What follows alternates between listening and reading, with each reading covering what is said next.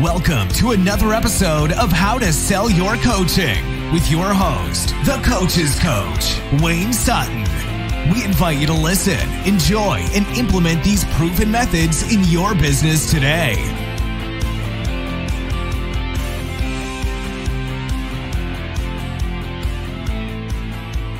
Hey guys, thanks for jumping on board with us for another episode.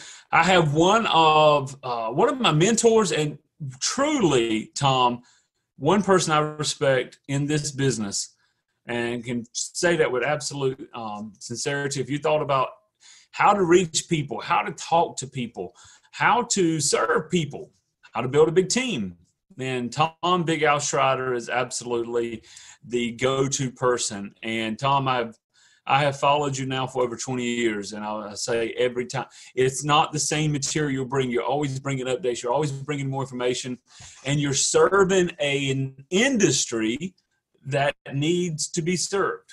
And I think that's very important. So thank you for jumping on board with me, and I'm glad to have you on board with our team here. All right. Well, let's do it. Let's learn something cool today. Something cool today. Well, I think what we were going to talk about was your storytelling workshop.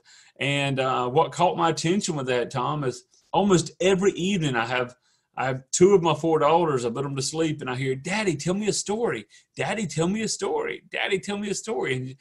And I know in business, everything's related to storytelling. So let's get the man who does it best on, and let's find out some tips and tricks and secrets. And please tell us about your workshop as well.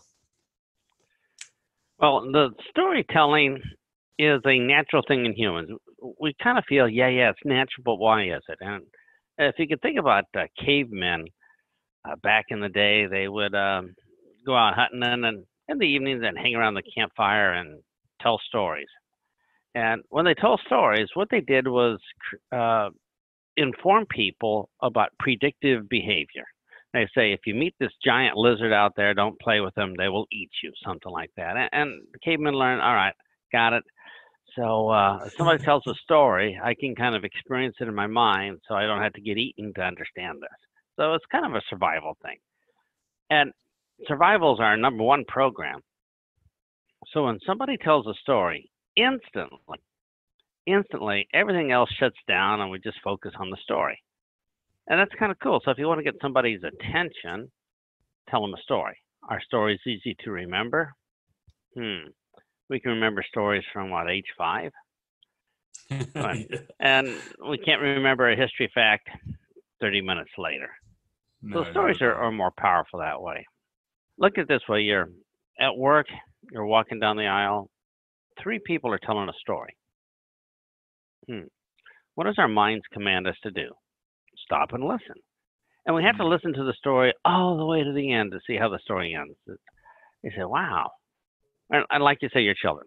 Children, 2 years old, as soon as they can put a sentence together, it's mommy, daddy, tell me a story. Yeah. So stories are like crack cocaine to the human mind. It's the coolest way, and it's a way we learn. And if you consider this, when somebody tries to teach us something we don't know, we can't get our head around it unless we make an analogy in our mind, kind of compare it to something we already know, and then we kind of construct it into a story. Stories are everywhere, and we tell them naturally, and some people tell stories better than others. Wouldn't you agree? Oh, yes, absolutely. Absolutely. Yeah. So we all seen a sermon or something where put us to sleep, and another one was remembered afterwards. So if we can construct a story, they say a picture's worth 1,000 words. A story's probably worth, thousands and thousands of pictures. Who knows? We remember it. So people say, well, what's a good story to tell? Does it have to be long? I said, no. Let's say that you wanted somebody to take your advice. Maybe you're a coach, or maybe you're a sponsor in network marketing. Then the person says, let me do it my way, let me do it my way. And you say, well, no, I got this experience and stuff. And they just don't get it. So we could probably tell them a story that would have more effect. And the story would be, imagine we're in front of a minefield, and we have to cross the minefield. you want to do it your way? Or would you want to follow in the footsteps of somebody who carefully crossed that minefield many times before? Absolutely. Okay. And how long did that take? 15 seconds? And that's better than a 5-page sales letter. Or you say, well, I can go on the internet and I'll just surf the internet and read that in my free time and I'll learn how to do it. I said, okay, got it. So what else could we use? Let's use this one. We say, all right, I'm going to coach somebody and you're going to coach somebody. And we're going to teach them to go into a big MMA fight. And so you're going to give one person a book on martial arts and they get to watch videos on the internet. And the other person, I'm going to go and every day we're going to do 1 hour of coaching and practice. What do you think of the outcome? And they say, I think I got it. Right. And just like I say, in 15 seconds, we get our point across. We're done. We don't have to do anything else. So just having a series of good, trained stories that kind of get to the point, that's all we really need to be better than almost any salesman on earth. That's awesome. That's good. So how do you start a story, Tom? Do you just say once upon a time? Well, that would it works great for kids, but exactly. And that's a great one because it signals to the kids, disengage your mind, just sit back and enjoy and let me create pictures in your mind. And they're going to suspend all judgment. They're not going to say, oh, that's not logical. I'm not sure about that. And they just enjoy the story. So, yeah, you can induce a story and the story thoughts in people's minds. So let's do a couple of mechanical things here. You might say something like, before I show you how this works, let me tell you what happened to me. Now, I like that one. It's a level 2 close. And what we're doing is closing people before we actually tell them what it is. And this particular intro is used for skeptical people like our evil used car salesman, cigar smoking pal mouth uncle, All right, Sonny. All right, Pyramid Boy, tell me what's the deal? What kind of con you getting me this time, And you say, Uncle. But before I show you how this works, let me tell you what happened to me. And in that moment, here's what's cool. We crushed it. He's completely forgot about all his acid thoughts, and he's listening to the story. Hey, how cool was that? And we're sticking the story inside of his mind. He'll make a decision right away, and it's all over. He had no chance. Absolutely no chance. So what it does is when you say that particular sequence of words, before I show you how this works, that tells them, oh, the sales presentation ain't going to be until later. So turn off the salesman alarm, the too good to be true filter, the what's the catch, guard my wallet, and all that goes away. And now we say, then let me tell you what happened to me, which signals the story. Our story slips through like a greased ninja at midnight past all that garbage. He has absolutely no chance. You got to bite your tongue so you don't laugh. But let's just use, we're talking earlier about health. Yeah. You could say, before I show you, they say, all right, so is this some sort of stupid vitamin or something? I'm going to have to pay money out of my pocket or something. You could say, well, Uncle, before I show you how this works, let me tell you what happened to me. I was at this lecture the other day, and the guy said, one of the first symptoms of heart disease is instant death. And I got thinking, whoa, that's a pretty serious symptom. Maybe I should do something instead of, roll the dice on this one. And that's why I'm taking this particular product. But anyway, let me tell you how this product works, Uncle. And the sale's already made. Just before you even mention what it was, it's easy to get rid of it. Here's another one. When we can relate with people, people say, okay, I kind of trust you. I can believe what you say. I don't have to be negative on everything you say. So a good way to start a story is with this sequence. When I was young. Now, when you say when I was young, you're going to tell a story what happened when you're young. Nobody has a reason to disbelieve it, so all that skepticism and stuff goes away. And they were young too at one time. So you get this automatic relationship, and it's just so easy to talk to people that way. So those are two good ones to start with. When I was young, tell them a story that has a good ending. And for all those negative jerks, before I show you how this works, let me tell you what happened to me. So those are my two favorites. So, hey Tom, I had a lady that was training me years ago at a corporate event, and it was just one of those people I just didn't really connect with. And the more time I spent with her, the less I connected with her. And to the point I even grabbed my keys a few times and thought, I'll just politely remove myself. And then she said, she said, when I was young, my father bought me a gift. And I put the keys down and I listened to her. Yeah, I had to know what was the gift. And she told this sad story, and I felt empathy towards her. And the whole paradigm changed. So she caught my attention, and she showed me she was a real person through that story. And that's one of many I think of, but that's just one that stood out. So yeah, so taking me from a negative emotion to a positive emotion just because she said when I was young, my father bought me a gift. Well, what's the gift? I was curious. So that's awesome. And what if you're not a good storyteller though? I practice a lot. I make up stories. I make up characters, but I know a lot of people are not, and I know I could improve. So what's a great way to tell better stories? And I know you have resources, but if I wanted to start tonight, what's a good way to start becoming a better storyteller? You only need one really good story. So you don't have to be like this really great storyteller, at the Storyteller Festival in North Carolina or something. You only need one good story for your career. So don't panic over it.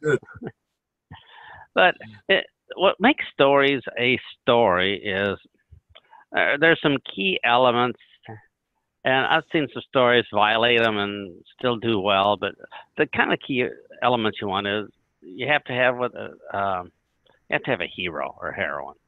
I call it a protagonist because that sounds cool in English, I presume. But the bottom line is you got to have somebody you care about. Because if it's a story about somebody you don't care about, you're not going to get very engaged. So yeah, it has to be somebody. It could be me or you, either one. That's probably a good start. And then you have to say something bad has to happen to them. And you say, really? How about a good story? Nah, people don't like good stories. You don't see them in the newspaper. Mother loves daughter, the end. Yeah, it doesn't make headlines. We are wired for bad stories. And you think about this. You watch two young girls playing, 4 years old or 3 years old or 5 years old, and they're pretending they're playing house. And somebody will be the baby. And then the baby's lost or the baby has a problem. All of their stories, if you watch them, they will insert a problem. Oh, yeah. Because the story is about overcoming and learning how to handle a problem. I don't know if it's genetic or it's hormone built in. It's just there's always a problem. So in a movie, in the beginning, it shows somebody having a nice, wonderful life, so you kind of care about them. And then something bad happens to them. And then they spend about 89 minutes trying to fix it. And then there's a minute of happy ever after. They win at the end. You say, that's pretty good. Well, what else makes a good story? Well, having a good villain. The bad guy. And the bigger the bad guy, the better the story. So if you follow competition, yeah. So you have to have a really, really, really bad guy, and it makes a really, really, really good story. And the bad guy is sort of nice or whatever. It's kind of boring. So, what's the bad guy? Well, if you're selling health products, the bad guy might be heart disease. If you're selling coaching, the bad guy might be an empty diary and no appointments. And if you are selling roofing, the bad guy is the water leaking in, ruining all your furniture and your family pictures. And having a bad guy that you're all against kind of unites people. And it's a common parenting trick when the two children are fighting that the parent gets mad at both of them, so the two children bond together. It's us against who's ever mad at us. So they become friends temporarily. It's a common hack for parenting. And all I could say is you're going to just start noticing stories. I wrote a book on stories many, many years ago. It says, stories for network marketing, where you can just tell little micro stories. And I told people, just pick one that is you. And you can use that and say that instead of, that you show them flip charts and all this other stuff. That's just really boring. There is no stories in compensation plan explanations. No stories. Yeah. 5% PV, BV. No. You got to say, this person ripped open the envelope, and inside was a special bonus check, and now people are involved. That's what sells. Yeah. I still remember your Big Al Live in London cassette tapes. So we're going to go back from CD, MP3, cassette tape, CDs, cassette tapes. I don't remember all the stories you told on there, Tom, but I remember the stories. I don't remember all the details, all the strategies, but I remember your stories. And that was almost 20 years ago. So, yeah, definitely. Yeah. Network marketing. There's a lot of stories out there, a lot of good ones, but there's a lot of this negative story people already have in their mind. Oh, that's a pyramid scheme. Oh, you can fill up your garage full of stuff, or you're going to bother me every time we have Thanksgiving dinner. They have these stories already. Can we replace those stories? Yeah. But when we notice them, you say, stories are pretty powerful. It's hard to get rid of them. You say, man, stories are really good. Yeah, you can replace them. It's going to take quite a bit of better skill to do that. The basic technique on replacing the story is, first of all, you have to agree that the story that they have in their mind is totally true. And it is to them. It happened to them. They had a sleazy salesman come by and made them feel bad and ripped them off and was mean to their children and ran over their dog when they left. And, that actually happened to them. So that's a true story. In order to change any person's mind, first of all, you have to agree with what's in their mind right now is true, because if you don't, you're pretty much dead. And this is called the rapport step when you talk to people. Is you have to honor where they're coming from, because what's in their mind is reality. It happened to them. And once you say, yeah, that's reality, they say, okay, you and I think the same. We're on the same page. I don't have to question everything you say. Obviously, you're a genius just like me. So, and then you can maybe start putting in another story that they will remember. But yeah, stories are really powerful. And people create stories, don't they? Yes. You see it when you talk to people. They create stories. I say, well, I'm such a loser. I can't get any customers. Everybody hates me. And people create stories in their mind out of nowhere. And I shouldn't say out of nowhere. They had an experience. Experience creates beliefs. And then their mind takes over and it enhances it even more. And then it becomes a self-fulfilling belief. And it just kind of goes downhill. But yes, stories are the number one way of communicating with people. I love them. Yeah, that's awesome. That's awesome. Tell us, if you would, Tom, I know you're doing a workshop I'm excited about, and I've definitely signed up for. And I think it's a multi-part workshop. It's not just a 30-minute take notes really quick, but you're actually teaching us on storytelling. You mind sharing a little bit about that? And I think it's soon, here in the next few days. So. Yeah. Starts Wednesday. So Keith and I teach. Keith, my son, we write all the Big Al books, and we teach a master class. It's 3 weeks. It's on a Wednesday night, 3 weeks in a row for an hour. And it's an actual class where, people ask questions, we get homework and stuff like that. And this class happens to be on power stories. And we tell people, for